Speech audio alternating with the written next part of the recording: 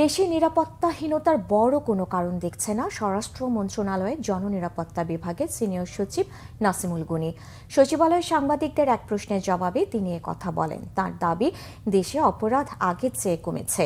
স্বরাষ্ট্র সচিব বলেন, অপারেশন ডেভিল হান্ট নাম থাকবে না সেরকম কোনো সিদ্ধান্ত হয়নি।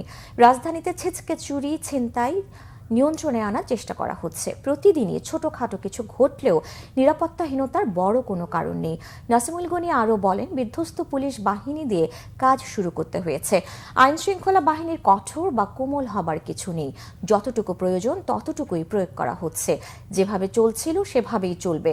রোজা এবং ঈদকে সামনে রেখে বিশেষ নির্দেশনা দেওয়া হয়েছে উল্লেখ করে স্বরাষ্ট্র সচিব বলেন, নাগরিক হিসেবে অন্যের অধিকারকে সম্মান জানাতে হবে। কেউ কেউ উস্কানি দিচ্ছে বলেও মনে করেন তিনি।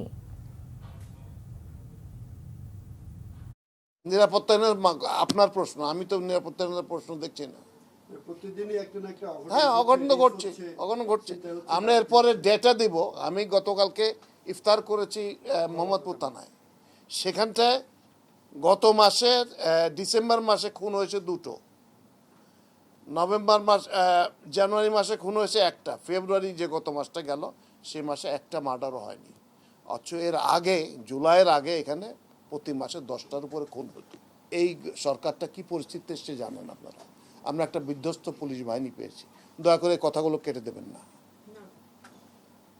আমরা একটা বিধ্বস্ত পুলিশ বাহিনী পেয়েছি। এই বাহিনীটার যাদেরকে আমরা নিয়ে এসেছি, যারা ঢাকা শহর কোনোদিন দেখে নাই, তাও এসে রোজই দরখাস্ত পড়ে যে স্যার ঢাকাতে সংসার চালাতে পারি না, এই হয় না, নানা রকম সমস্যা পুলিশের।